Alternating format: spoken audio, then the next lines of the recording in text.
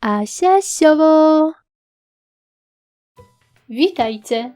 Dziś pokażę Wam, jak zrobić kwiaty ze wstążki.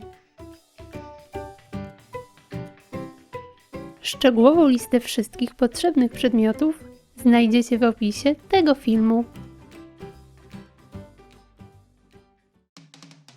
Ze wstążki ucinam 4 cm paski. Wycinam kształt płatka.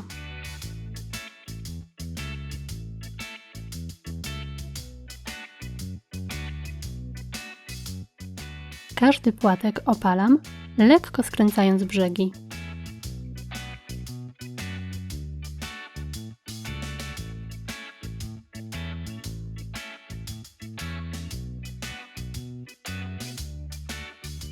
Dół składam do środka, opalam i zaciskam.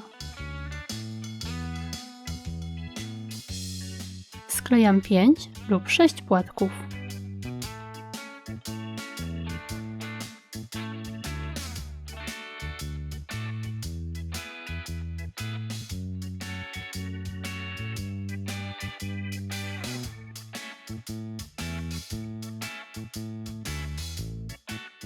Robię 4 takie zestawy. Następnie łączę je po kolei.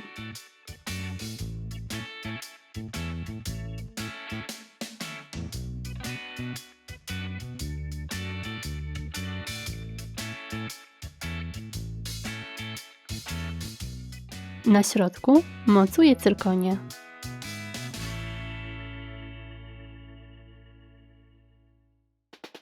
I gotowe!